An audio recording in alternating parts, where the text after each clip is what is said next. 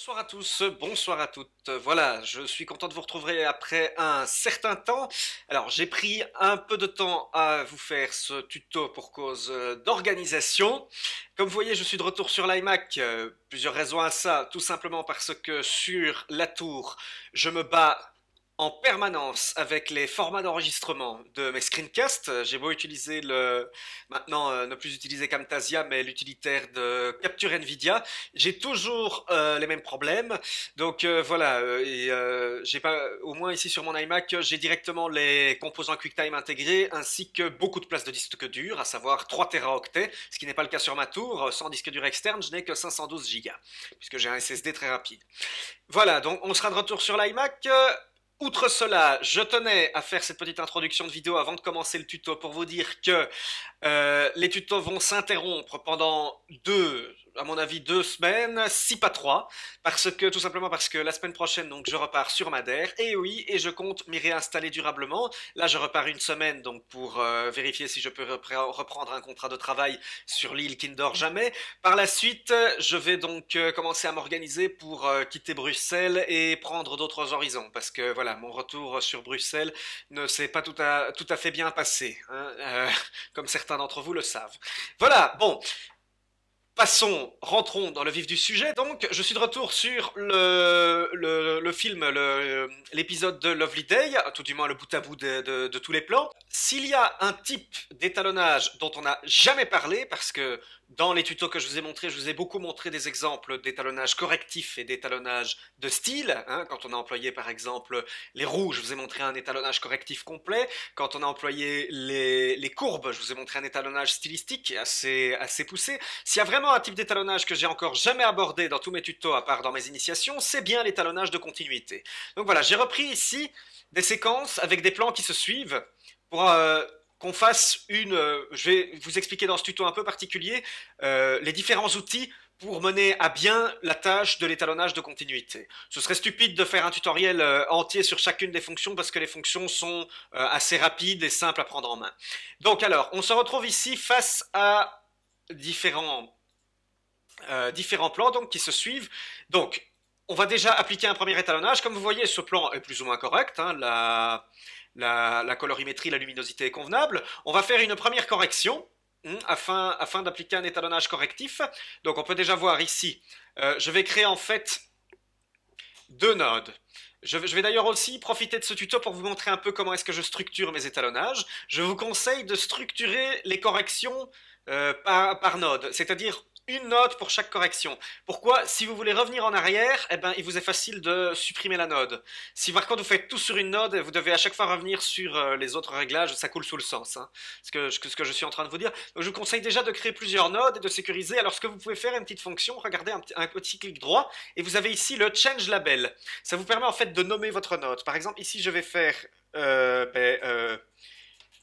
Luminique, hein, ici le premier. Le second, je vais l'appeler Chroma. Ouais, non, je vais plutôt l'appeler Luma. C'est plus facile. Pourquoi? Ben, je vais faire un premier étalonnage correctif ici au niveau de la Luma parce que vous voyez bien que notre image est trop sombre. Hein, on a un waveform qui est beaucoup trop écrasé hein, quand on le voit. Et ici, une deuxième correction de chroma. Alors, pour ne pas mélanger les deux, en fait. Donc, alors, on va monter un peu les hautes lumières, pas beaucoup, parce que vous allez voir que assez vite, voilà, on va avoir déjà des premières pics en fait qui vont atteindre le début, c'est déjà beaucoup mieux, hein, voilà, ça c'est déjà une correction convenable. Et on va monter un peu les intermédiaires pour récupérer du détail. Voilà, alors maintenant vous voyez que ce sont les noirs qui se décollent un peu, éventuellement il ne faut pas hésiter à recoller un peu les noirs au zéro pour rétablir un contraste correct. Voilà, on va déjà regarder ce que donne notre correction Luma. Voilà. Voilà, vous voyez que c'est déjà bien plus correct. Au niveau de la chroma, bah, on a une dominante rouge qui est un peu trop visible, bien que ça colle, parce que vous voyez qu'on est dans une pièce qui a des murs roses, qui contient beaucoup d'orangé. Mais on va quand même éviter un maximum. On voit surtout hein, ici que, vous voyez, les hautes lumières, le rouge est présent surtout dans les hautes lumières. Hein. On va donc baisser dans les hautes lumières légèrement le rouge orangé en repassant vers le cyan. Voilà, c'est déjà mieux. Peut-être un tout petit peu légèrement dans les moyennes lumières. Voilà, hein, et on va regarder. Voilà, c'est plus naturel. Voilà, ça c'est un étalonnage correctif classique, donc vous avez déjà ici une image un peu plus naturelle. On pourrait maintenant rajouter d'autres réglages pour faire un étalonnage stylistique un peu plus appuyé. On pourrait notamment mettre en valeur certaines zones comme Marlène ou autres, hein, parce que c'est Marlène qui est important ici, qui est importante hein, dans cette scène. Alors voilà, donc votre premier étalonnage correctif est fait. Donc maintenant, l'ennui, c'est que vous voyez qu'ici vous avez des plans qui se suivent, qui sont quasi même. Vous voyez qu'ici on a un plan qui est quasi même dans la même valeur de plan, hein, qui se suivent quasi, donc qui sont en continuité. Hein. Il faut appliquer donc vraiment plus ou moins les mêmes corrections. Elles ont de base les mêmes défauts parce que ils ont été tournés dans les mêmes conditions. Donc, alors, si vous devez à chaque fois sur chaque plan, clac clac, rappliquer tous les réglages, vous conviendrez que ça prend du temps. Donc, quelle méthode avons-nous pour copier directement la correction que j'ai faite ici, pour la copier directement sur ce plan-ci? Rien de plus simple. Il vous suffit simplement de prendre le plan que euh, vous voulez appliquer la correction, et donc vous n'avez qu'à aller sélectionner, aller placer votre curseur sur le plan qui contient la correction, et vous n'avez qu'à appuyer. J'en profite pour vous dire que si vous voulez travailler convenablement avec Resolve, il vous faut une souris à 3 boutons. Donc il vous suffit simplement d'appuyer sur la molette. Clac, et vous voyez directement mes deux nodes, même nom, même label, sont apparus avec les mêmes réglages. Et on voit tout de suite que la correction colle parfaitement. Ça, c'est un étalonnage correctif réussi. Alors voilà, on pourrait faire la même chose ici. Hop, voilà, c'est donc corrigé. Même chose ici, hein, on va revenir sur le plan de référence. Hop, voilà, on voit tout de suite que l'image colle mieux, et en tout cas bien plus équilibrée au niveau de l'œil. Voilà, on pourrait faire la même chose ici. Ah, là peut-être que c'est un peu trop, mais c'est pas grave, ça va quand même, hein, on va rester dans le même ton. On va appliquer, ah, vous voyez ici déjà, voilà, ici ça a augmenté bien plus que sur les autres plans, les hautes lumières. Les hautes lumières ici sont peut-être par rapport aux autres, vous voyez, regardez ici, hein, on est dans un ton, ici on voit clairement que, regardez par rapport au premier plan, ça va encore, hein, mais là on voit clairement par rapport au waveform que les hautes lumières sont un peu plus élevées. Donc en fait, je pourrais revenir ici directement sur la Luma et euh, baisser un peu les hautes lumières. Voilà, là ça redevient correct. Alors voilà, c'est la chose à dire. Donc ça c'est déjà une méthode qui vous permet très facilement de copier l'un à l'autre vos étalonnages. Attention cependant, j'insiste sur ce point parce que je sais quand même que j'ai pas mal de gens qui sont étalonneurs en herbe, qui veulent devenir étalonneurs professionnels, qui font des projets vraiment de qualité avec des réalisateurs des réalisateurs de talent. Alors attention, lorsque vous faites votre étalonnage, ne commencez pas à vous dire ouais, voilà, j'ai étalonné ce plan-là, ok, je copie tout sur les autres et c'est bon. Non, non, non, non, non, non, non, non, non. Les gars, quand vous prenez un plan et que vous copiez l'étalonnage, vous regardez, vous faites bien des avant-après pour voir si votre étalonnage colle bien. Dans le cas où il est très probable, n'oubliez pas non plus de visionner tout votre plan, parce que là je me suis arrêté à une seule image. Hein. Il ne faut pas, quand même pas voilà, simplement voilà, corriger sur une image, puis se dire oui voilà c'est bon, c'est bon. On parcourt, on n'hésite pas à mettre ici l'option de boucle et on lit le plan en entier.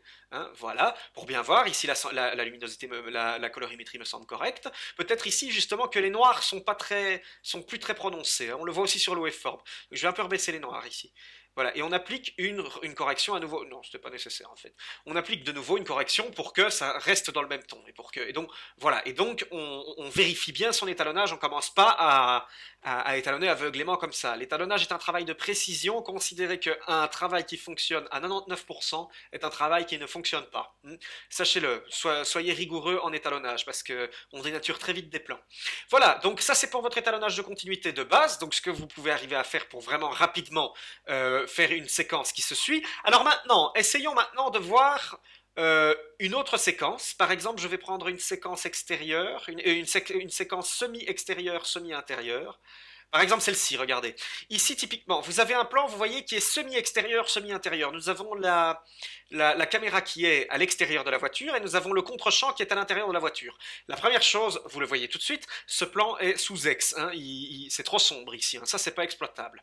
Donc voilà. Mais alors ici, vous allez vous retrouver confronté à d'autres problèmes parce que vous avez beaucoup moins de références visuelles par rapport... Il faut avoir des références visuelles pour pouvoir comparer les différents voilà, les plans entre eux. Ici, on peut voir par rapport au waveform, voilà, en fait, l'image voilà, n'est pas prise au même endroit. Regardez ici. Par exemple, si on prend par exemple ce plan intérieur.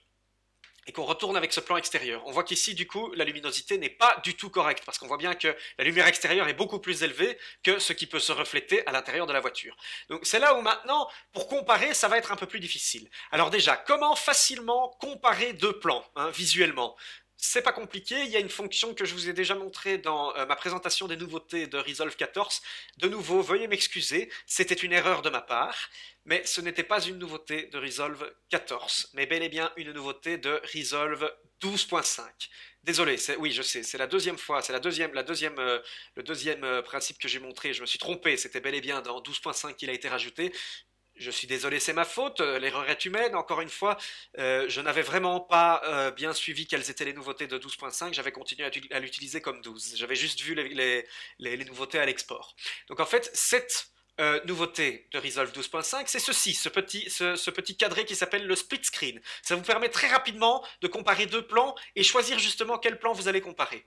Par exemple ici, donc j'ai bien cliqué sur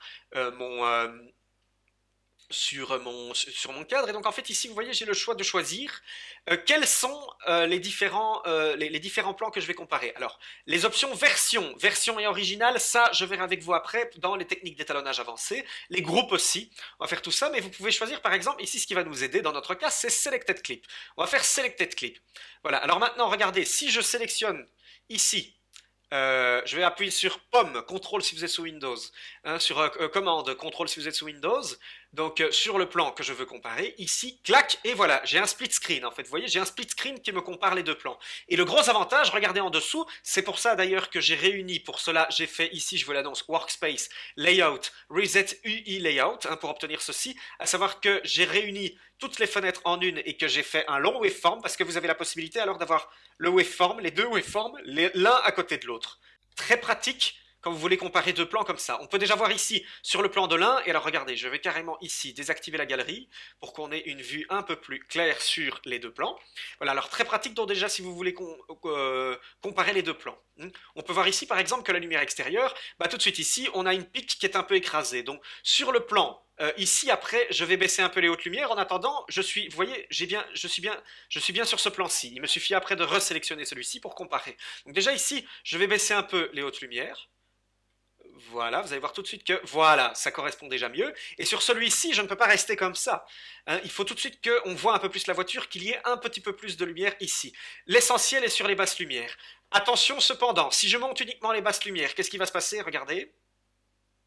Voilà, on va obtenir quelque chose de très gris. Donc, monter, voilà, on va essayer, regardez les deux waveforms, on va mettre le niveau de noir. Hein. Regardez, on peut avoir une référence sur les vêtements de l'acteur ici, hein, qui sont un peu plus sombres ici. On va monter légèrement les hautes lumières. On va les monter légèrement, pourquoi? Pour qu'elles correspondent, en fait, regardez le waveform, ici, on est bien au même niveau des hautes lumières. Et là, déjà, regardez le toit ici, hein, par rapport à ce qu'on a à l'extérieur, ça correspond déjà plus. Pour un peu plus voir l'intérieur et Marlène, on va toucher plutôt dans les moyennes lumières et on va les monter. Là, regardez, je vais en fait atteindre, voilà. Alors comme vous voyez, donc, voilà, ici le problème c'est que j'ai monté trop de basse lumière. On voit tout de suite que l'intérieur de la voiture devient grisâtre, l'image devient laiteuse. C'est pour ça qu'on va rebaisser les basses lumières pour revenir au niveau en ayant conservé le niveau de haute lumière. Et encore ici, vous voyez, ça ne change pas beaucoup parce que l'essentiel de notre siège ici et de l'intérieur de la voiture est situé dans les basses lumières de base, dans l'image. Éventuellement, on pourrait aller toucher dans les logs, etc. Je ne vais pas aller plus loin. Pour l'instant, déjà, vous voyez que c'est beaucoup mieux équilibré. Hein. On va d'ailleurs désactiver ça. On va d'ailleurs désactiver le split screen et on regarde un peu. Regardez. Hop. Hop. Regardez Marlène. Regardez la couleur le point rouge ici. Du débardeur de Marlène ainsi que sa peau. Et regardez dans la voiture. Là, on voit tout de suite que ça colle beaucoup mieux. Beaucoup, beaucoup mieux. Hein, on voit tout de suite que ici, la peau de Marlène par rapport à ce qu'on a ici, c'est équilibré. Alors que si je regarde avant, regardez, là, ça l'est pas du tout. Hein, vous voyez? Là, ça l'est. Voilà, déjà un étalonnage de continuité qui fonctionne. Après, cette image est trop laiteuse. Alors, maintenant, donc, justement, par rapport... je vais rester sur ce plan-ci, tiens, justement.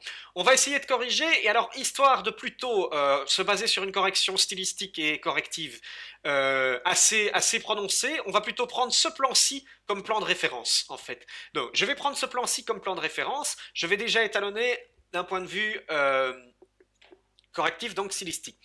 Voilà, alors maintenant ce que je vais faire en fait, je vais désactiver les corrections, la correction que j'ai faite ici, hein, je vais la resetter carrément. Voilà, donc ceci est reseté, et je vais prendre en fait ce plan de référence pour étalonner ma séquence. Celle-ci, ici ce que je pourrais faire, puisque c'est le même plan, je pourrais directement faire clac, vous voyez, pour récupérer. Alors attention, regardez ce que je vous ai dit tout à l'heure. Hein, vous voyez le problème ici, ici c'est un peu trop blanc. Donc de nouveau, hein, voilà, on va rebaisser un peu les hautes lumières ici. Voilà, voilà, c'est mieux. Voilà. Alors maintenant, en fait, si j'ai pris justement ce plan-ci comme référence, comment faire par exemple, vous voyez que le plan n'est pas le même ici, comment faire justement pour prendre ce plan de référence, je vais remonter la galerie, ce plan de référence est pour le comparer de façon précise aux autres plans. Pour ça, il y a une fonction très pratique et c'est la première fois qu'on va commencer à utiliser la galerie. La fonction grab style, elle a d'autres fonctions que la fonction d'étalonnage de continuité, mais elle est très pratique quand vous voulez comparer deux plans.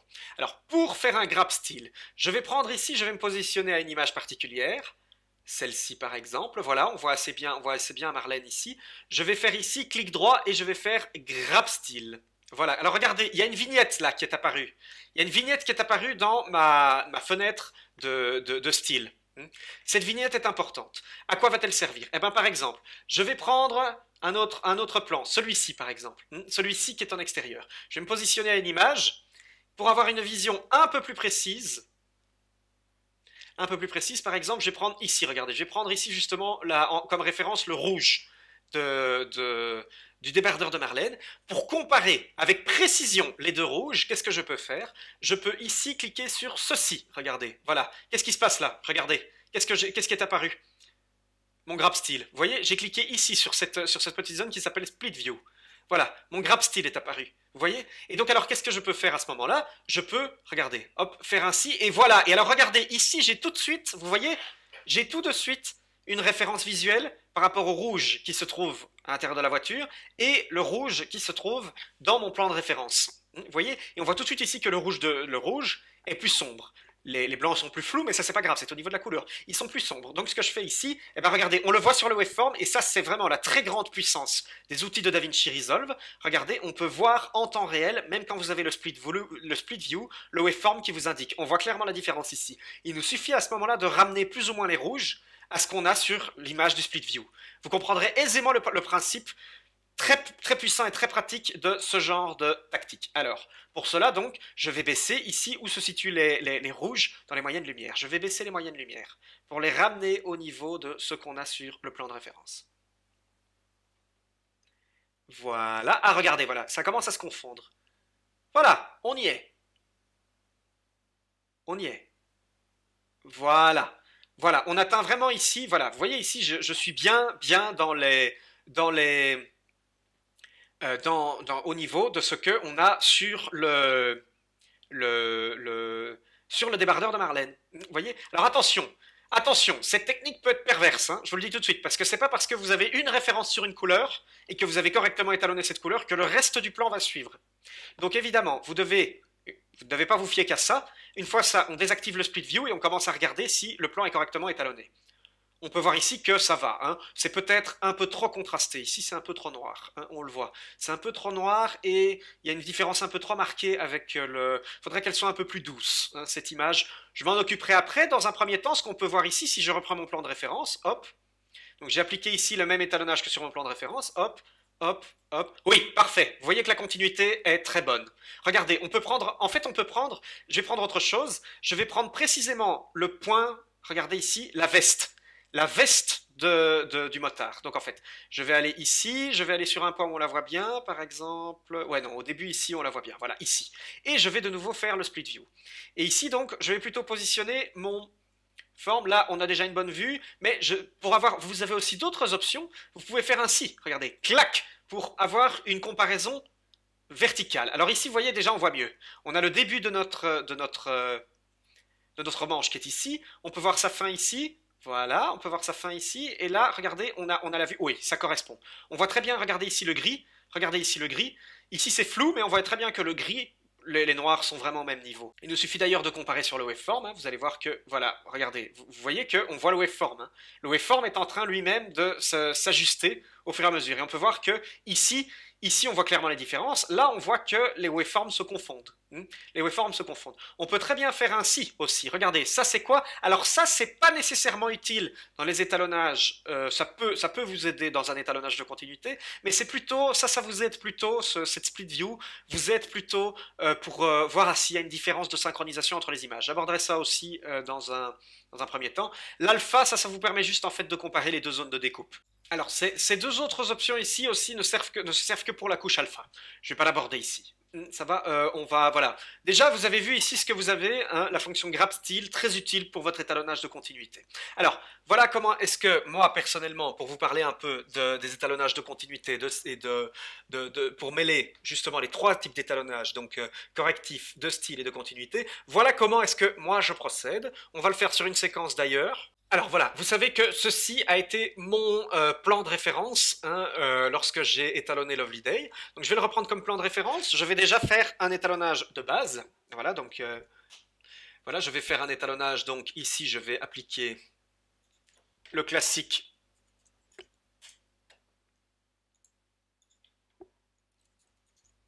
Voilà, l'Humachroma. Alors ici, de base, cette image est peut-être un peu laiteuse, on peut monter légèrement le contraste, bien que c'est une image veloutée. Hein. Marlène aime beaucoup les images assez veloutées, hein, bien pas trop contrastées. Et je dois avouer que je suis pleinement d'accord avec elle parce que c'est quand même une ambiance qui colle très très bien à cette série. Une image douce, hein, une image voilà. Image veloutée, ça correspond. Peut-être qu'ici, justement, voilà, là, je dirais qu'elle est correctement contrastée, elle manque peut-être un peu de couleur. On va monter légèrement, mais vraiment léger, hein, c'est subtil. Léger, là, ça tue. Voilà, ça me semble déjà pas mal. Comme vous voyez, c'est mieux. Alors, éventuellement, ouais, ce que je ferais bien ici, c'est remonter un peu, justement, les couleurs de peau. Donc voilà, j'ai plutôt ici en fait ce que je fais ici, j'ai fait un node en parallèle Skin One, et en fait ce que je fais c'est que je vais appliquer ici, grâce aux courbes, un étalonnage un peu plus localisé. Notamment, il faudrait un peu, vous voyez ici les hautes lumières sont un peu fort prononcées sur l'extérieur. Ce qu'il faudrait justement c'est faire ressortir un peu les personnages. Donc on va déjà aller chercher, c'est pour ça que je l'ai appelé Skin, on va aller chercher la couleur de peau de Aurore, hein, c'est la comédienne, ainsi que ses couleurs de cheveux. Alors attention, les blondes, ça peut jouer un sale tour parce que la couleur des cheveux se confond très très vite avec la couleur de peau. Mais c'est pas grave, hein, je vais vous montrer. Je vais utiliser une autre fonction que j'ai pas encore vue avec vous qui s'appelle le Hue versus Hue. Je vais aller chercher en fait directement ici, je vais aller piquer. Voilà, on a ici une pipette. Je vous détaillerai un peu ce que je fais ici dans les techniques d'étalonnage avancées. Donc alors, je vais aller piquer ici un peu, clac, pour aller sélectionner. Vous voyez, voilà, pour aller sélectionner bien cette couleur que je cherche. Je vais monter le hue. Voilà, voilà, regardez ici, j'ai un petit peu rosy sa peau. Ça peut être pas mal. Maintenant, il y a ses cheveux qui sont peut-être un peu trop touchés. Donc c'est pour ça que je vais sélectionner un peu, voilà, un peu plus large. Voilà, ça commence à être mieux et je vais sélectionner un peu plus large aussi au niveau du jaune. Je vais monter de nouveau un peu, voilà. Alors, ouais, c'est peut-être un peu trop rose, donc j'ai baissé un peu. Voilà, on va regarder. Voilà, vous voyez, ici sa peau est un petit peu moins jaune, elle est plus rosée, hein, elle est plus proche de la couleur de peau naturelle. Voilà, ça c'est déjà pas mal, on va regarder un peu le tout. Voilà, ça me semble convenable. Ça me semble convenable. Alors, la seule chose que moi j'aimerais encore faire, c'est j'aimerais bien faire ressortir un peu les personnages et moins donc la lumière de côté, en fait. Alors, ce que je vais faire ici, c'est que je vais rajouter un troisième node. Voilà, un troisième node en parallèle. Hein. Moi, j'aime toujours faire en parallèle pour ne pas trop, pour bien mixer les différents étalonnages. Alors, je vais faire un qualifieur en Luma, c'est très simple. Hein. Pour sélectionner juste les personnages qui sont plutôt situés dans les moyennes lumières, c'est plutôt les hautes lumières, hein, ici, qui sont fort visibles à l'extérieur. Et ben, ce que je vais faire, c'est que je vais faire un qualifieur. Hein. Je vais aller sur le qualifieur, tout simplement, et je vais aller sélectionner la Luma. Voilà. Je vais sélectionner la luminance et je vais faire justement height. Je vais baisser la sélection des hautes lumières. Voilà. Ça me semble OK. Alors ici, ce que je vais faire en fait, donc comme correction, eh ben, c'est que je vais retourner dans mes roues primaires et je vais un petit peu monter hein, les hautes lumières mais juste sur mes personnages, ainsi que les moyennes. Voilà. Et je vais de nouveau, vous voyez, alors donc ce qui se passe ici, c'est que, regardez, hop, ça ne monte la lumière que sur mes personnages et pas sur le décor. Voilà. Là déjà, ils sont déjà bien plus mis en valeur. Et ce que je vais faire avec ça, c'est que je vais monter de nouveau léger, la saturation, uniquement sur nos personnages. Voilà. Alors regardez maintenant. Voilà. Ah, j'aime beaucoup. Voilà, c'est mieux, hein. Peut-être que la peau est un peu trop rouge. Ouais, la peau est un peu trop rouge. Il faudrait un petit peu retravailler sur la peau. La peau, la faire redevenir un peu plus jaune. Il faudrait pour ça, en fait, ce que je fais ici, en fait, alors à ce moment-là, je vais pas le faire ici parce que je vais quand même pas faire prendre des heures à ce tuto.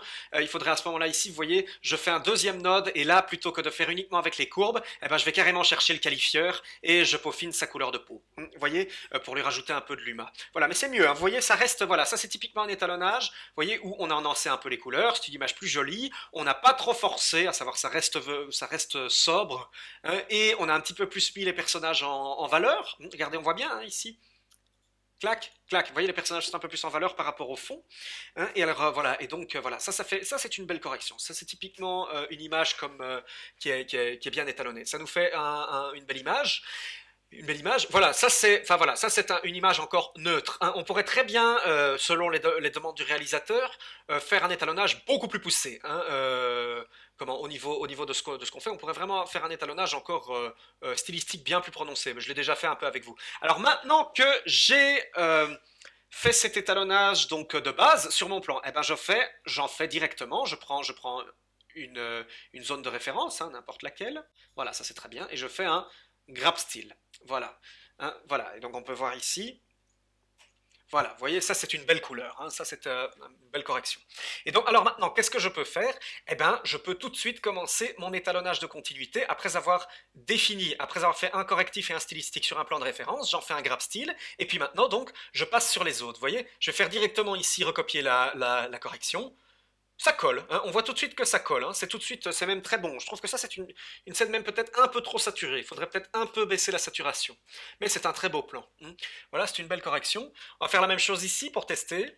Voilà, voilà. Ici typiquement, vous voyez, ce qui se passe ici, c'est que le débardeur de Marlène devient trop rouge. Là ici, on le voit. Je vais prendre le vector scope pour que vous voyez. Oui, ça se voit. On a vraiment une dominante rouge qui est très très très prononcée. Ici, ce que je vais faire pour faire la correction, eh ben, en fait, je vais reprendre l'outil inverse et je vais baisser le rouge dans le rouge pur de Marlène sans aller toucher dans les peaux. Parce que ces peaux ici sont correctes. Hein, elles sont rosées, jaunâtres, comme il le faut. Voilà. Donc voilà. Ici, donc, alors maintenant, voilà, j'ai déjà appliqué plus ou moins ces corrections. Donc alors maintenant, par exemple ici, sur un plan qui est un peu plus éloigné, hein, donc ici je pourrais revenir à chaque fois sur un petit réglage pour que ça aille un peu mieux. De nouveau, je pourrais revenir ici et resélectionner donc un autre plan pour comparer un peu les deux plans et voir. Ici, typiquement, vous voyez ce qu'on peut déjà remarquer tout de suite, c'est que le dos, hein, au niveau des cheveux, du dos d'Aurore, on voit tout de suite que c'est bien dans les mêmes tons. Hein. Il n'y a pas de souci, je vais reprendre le waveform pour qu'on voit bien. Voilà, et on voit les deux waveforms, et on voit bien, oui, on voit bien qu'on est vraiment dans les mêmes tons. Hein. Regardez ici, voilà, on a un petit peu plus de lumière ici, mais c'est dû aux conditions parce qu'ici on a moins d'arbres. Vous voyez, voilà, mais sinon ça colle très très bien. Hein. On est vraiment dans les mêmes tons. Donc ici la continuité est bonne. Voilà, alors ici donc maintenant c'est là où si je fais directement ma correction, attention, là c'est moins précis, hein, vous voyez parce qu'on a quand même une image qui est un peu différente. Idem ici, regardez, si je prends un peu un autre plan, celui-ci par exemple, si j'applique le même, qu'est-ce qui peut nous arriver? Ouais, ici ça colle encore très bien. Mais de nouveau donc, on peut se retrouver face à d'autres problèmes sur les plans qui sont un peu différents entre chaque étalonnage de continuité. Ici typiquement, regardez, le visage de Aurore est trop rouge. Donc alors, je vais reprendre ici parce que évidemment de là où est positionné le caméscope, il ne capte pas la même lumière que de là. Vous voyez, alors forcément, les conditions de tournage ont changé. Donc alors c'est là que vous allez devoir utiliser, donc à ce moment-là, un étalonnage de continuité un peu plus précis. Et pour cela, nous allons utiliser la fonction grabStyle. Voilà. Alors je vais reprendre ici, regardez tout de suite, j'ai une bonne comparaison entre les cheveux ici, hein, qui sont d'Aurore. Ouais, encore qu'ici, si on regarde les deux waveforms, on voit bien que ça colle plutôt bien, hein, oui. Enfin voilà, mais vous comprenez, j'espère que, voilà, je crois que ça suffira, hein, pour le moment. Je crois vraiment que vous avez une bonne initiation à l'étalonnage de continuité, comment arriver à repérer les différences chromatiques entre chaque plan et les corriger. Alors attention, si on va évidemment dans les détails, on pourrait utiliser aussi la parade, hein. La parade pour bien repérer couleur après couleur, quelle serait celle, regardez par exemple je vais refaire ici, voilà, pour repérer, voilà, vous voyez, couleur après couleur, quelles sont celles qui sont en excès. Voilà. Oh, ici, on voit que c'est très très bien équilibré, hein. On est vraiment dans les mêmes teintes de rouge. Oui, c'est très très bien équilibré. Voilà. Donc vous avez ici déjà, je pense que, voilà.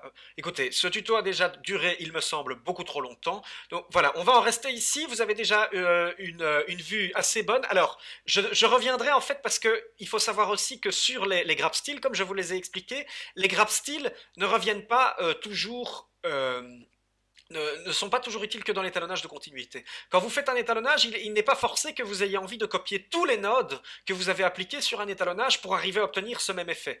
Hein, vous comprenez, il est tout à fait possible que vous ayez envie de reprendre seulement certains effets. Par exemple, ici, je pourrais avoir envie de reprendre uniquement le skin, vous voyez, plutôt que et ne pas toucher au reste de l'image. Vous avez la possibilité, je vous le montre ici, de faire un clic droit et de faire display node graph. C'est ça qu'il y a de génial avec le graph style, il ne fait pas que vous mettre une image, il vous met tout l'étalonnage. Vous comprenez? Vous avez la possibilité en fait directement ici de voir l'arborescence d'étalonnage que vous avez utilisé pour ce style-là. Vous avez également la possibilité, ça c'est super puissant, d'exporter ces différents styles et de les conserver, et c'est bien entendu comme ça, mais ça je vous en parlerai dans les techniques avancées, que vous conservez vos étalonnages de référence. Quand j'ai un plan que j'aime et que je considère que c'est un de mes plus beaux étalonnages, je prends le style, je l'exporte et je le conserve, et je le reprends dans mes autres créations. Vous comprenez l'idée? Je reviendrai sur la galerie parce qu'elle a vraiment d'autres fonctions très utiles. J'espère qu'on va déjà... Voilà, moi je pense que ce tutoriel, il a duré un peu trop longtemps. Donc on va en rester là pour l'instant. J'espère que ce tutoriel vous a plu. N'hésitez pas encore une fois à liker, n'hésitez pas à partager. Merci à tous de nous suivre et je vous dis donc à dans 2-3 semaines car comme je vous l'ai répété, je voulais faire un bon, grand, long tuto pour conclure ce passage parce que il n'y aura plus de tuto dans les prochaines 2-3 semaines. Voilà, je vous remercie d'avoir suivi ce tutoriel, merci encore de me suivre, et je vous dis à très bientôt sur Corvans Prod. Merci à tous.